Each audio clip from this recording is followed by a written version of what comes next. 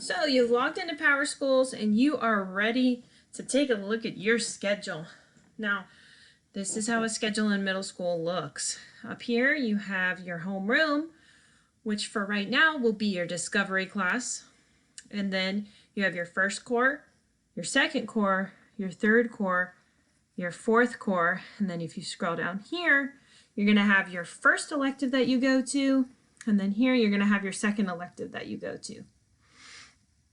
Now, in middle school, we go to our classes based off of time and we switch our classes. This schedule, don't look at the time here. Look at the time that's been provided to you by your teacher. You just need to know the order that you're going to your classes in on Zoom. Take a look down here at your electives classes. If you see a health and PE class first on this Monday, that means you're going to that class, then you're switching the next day, then you're going to another class. If you see a PLTW, Gateway to Technology, that just means a STEM class.